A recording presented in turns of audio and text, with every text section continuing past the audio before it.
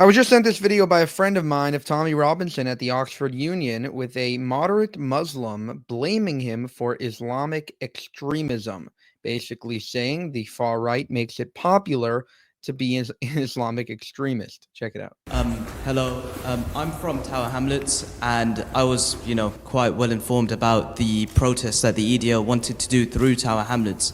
One of the biggest reasons why that protest was, so opposed in our borough was because it would have created even bigger divisions between the Muslims and the EDL, who claim to represent the rest of Britain. Well, you said it yourself. You said that this is a Muslim problem. The Muslim community needs to fix this problem on their own. The non-Muslim community can't fix this for us, and that's what we have to do.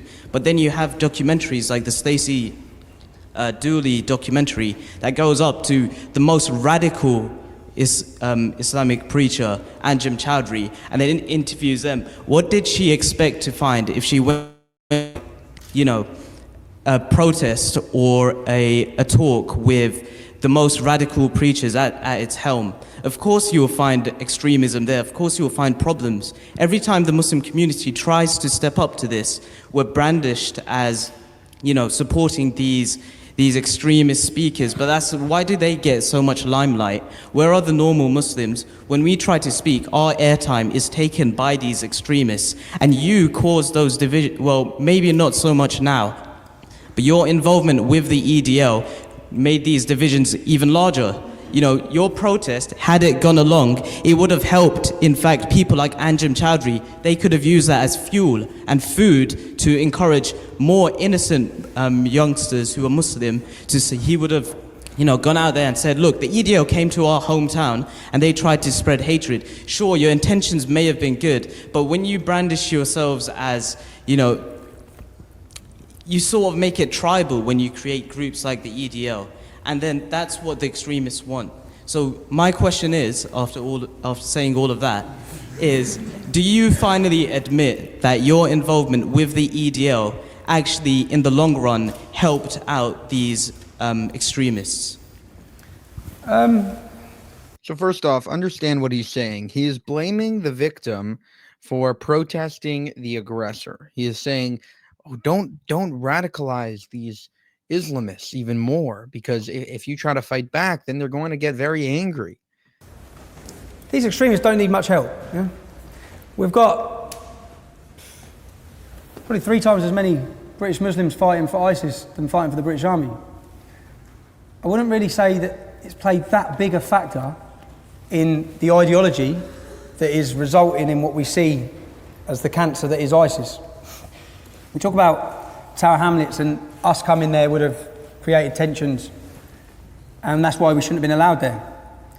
The problem is, they're allowed to walk through my town centre. Yeah? No one stops them, and this is what we see. Yeah? When we talk about Anjem Chowdhury and his group actually protests outside Westminster Cathedral, inside was not 1,000 Christian men, inside was families. The reason why we want to come to Tower Hamlets, let's look at the reason why we wanted to go. Lufter Rahman. Everything we said and the reasoning why we wanted to go, I sat in custody and watched the Panorama documentary. It was everything we were saying. Eric Pickles has just put it into special measures. In Tower Hamlets, you have the mayor who was kicked out of the Labour Party for his extremist links. You then have him in charge of £1 billion budget of taxpayers' money. And if the Muslim community, you have 30% of Tower Hamlets is Muslim. The entire mayor and his committee are Muslim. It's not representative at all. If you want to look at where the funding's gone, because we've done it, we looked at the trail of the funding. All funding to any moderate Muslim group, any decent groups, has been siphoned and taken away. And the funding siphoned off to madrasas. And that's what taxpayers' money is funding. So what do we do?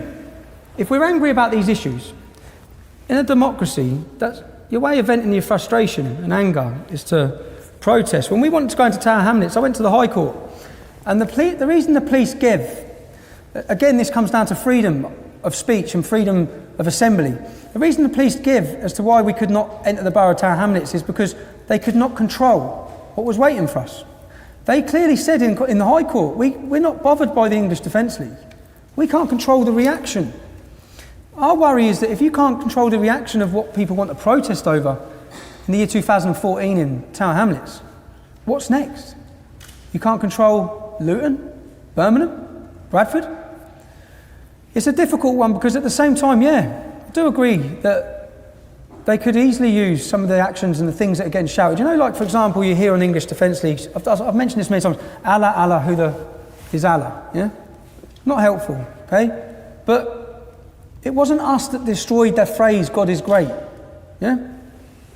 That phrase was destroyed by all the radical Islamists worldwide, who every time we see a terrorist atrocity, a murder, anything, we hear God is great. So the frustration's there.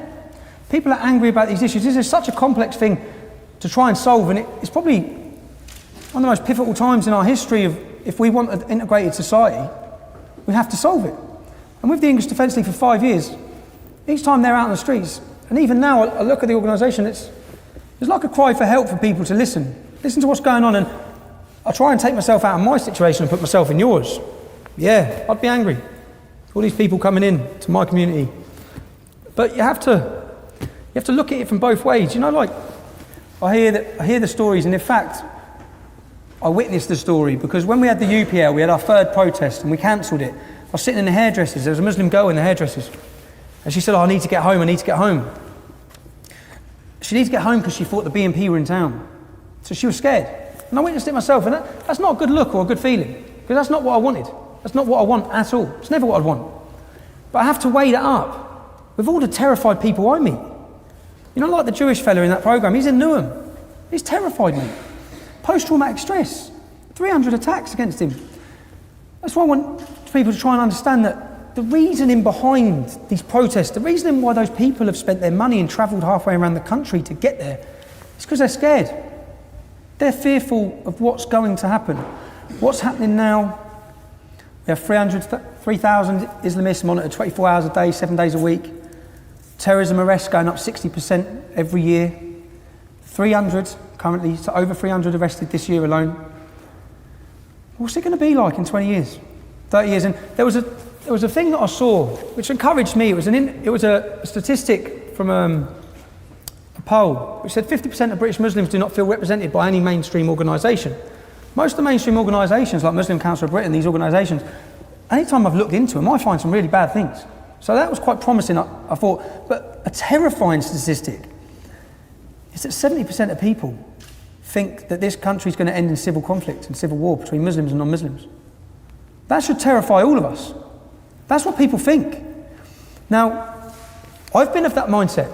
When I'm looking at what's going on, I think, where does this end? Where's it going to end for my kids? Their rights and freedoms are under attack now. So I try to balance all of that.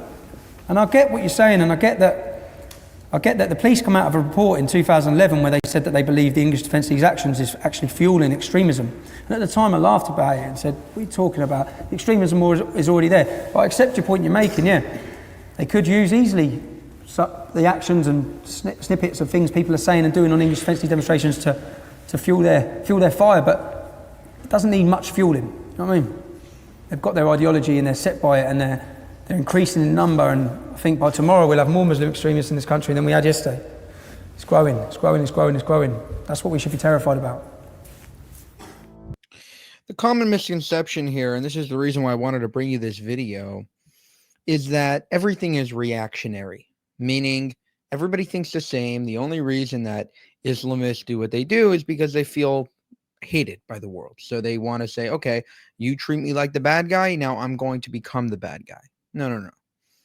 So the way it works is, and Godsaw talks about this all the time, people generally believe that other people just want to do good in life. They just want to basically have, prosper and all this other stuff. And therefore, when somebody is an aggressor, the first thing you think is, okay, so they're doing something bad. What led them to go ahead and do that bad thing? And in reality, it's because of their ideology, and it's a messed up ideology, radical Islam. But the problem is, because we're in the West and we think like Westerners, we're saying, okay, it must be the only reason that they hate the West is because we attack them, or because we've attacked them in the past, or because of X, Y, or Z, right? And so we make excuses for them, and it's something called suicidal empathy. It's like, look what we did to them, even though they want to kill us, and even though they want to destroy the West, and even though they make it clear that they want all of that. For example, Iran says death to America, even though they say it outright. Well, let's just avoid talking. Oh, they don't actually mean it. It's just a chant. It's just a chant. They don't actually want to do that.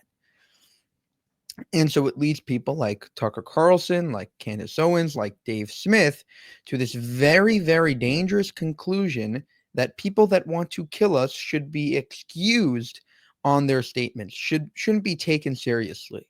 Oh, Hamas just doesn't actually want to attack Israel. They've been deterred. They just want to have a better life. That's what Israeli government officials thought. They were basically westernized. They were too complacent. They didn't realize that no. They think differently. They very clearly want you destroyed. Their actual existence depends on you being destroyed. Iran's main goal is destroying Israel. So it's not like a small goal. It's not like it's hard to destroy Israel, let's stop. It's actually their entire the entire point of them being around. Extremely scary and extremely eye-opening once you realize that you're being suicidally empathetic. You're being basically convinced that they don't actually mean what they mean. They don't actually do what they do because of their messed up ideology, but because of you. It's your fault. So you end up telling yourself, let's blame America for Islamists attacking America because America must have done something bad to them. And that's why you saw also Osama bin Laden and all these other extremists getting off. People were in the West, like TikTokers were saying, oh, America is so evil. Look what it did to Osama bin Laden, even though you had 9/11. That's what happens. You get tricked into believing that you're the bad guy. That is exactly what is happening in the West right now, and it is very, very dangerous. For more, subscribe to the channel. If you want to help us make more of these videos and support us, you can go to our channel memberships page and join to gain access to exclusive content.